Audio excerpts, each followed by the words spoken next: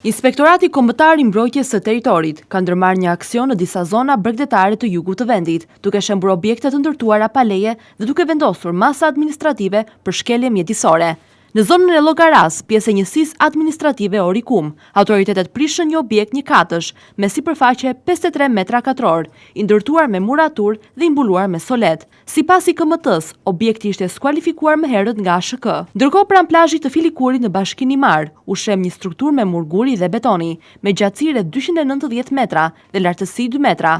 Dërsa në Qeparo u prish një objekt 2 katësh me konstruksion betonarme dhe metalik, me sipërfaqe totale 264 metra katror i ndërtuar pa leje. Paralelisht me aksionin në teren, IKMT ka vendosur masë administrative ndaj kompanisë Gjikuria, pas një inspektimi të zhvilluar në zonën e Dërmiut, ku konstatuan depozitime mbetjesh inerte dhe dherash të dala nga gërmimet. Sipas verifikimeve të kryera nga Drejtoria Qendrore e IKMT-s, subjekti ushtronte aktivitetin pa leje mjedisit të tipit B, të parashikuar nga legjislacioni në fuqi. Për këtë shkelje, autoritetet vendosën një gjop prej 1 milion lekësh dhe pezullimin e aktivitetit deri në pajisjen me dokumentacionin përkatës. Kompanisë u kërkua gjithashtu edhe reabilitimi i zonës së prekur dhe eliminimi i pasojave të shkaktuara nga depozitimi i inerteve brenda afateve të përcaktuara. Rasti ka kthyer diskutime mbi mënyrën e zbatimit të ligjit ndaj subjekteve të mëdha ekonomike, si dhe standardin e ndëshkimit për shkeljet mjedisore.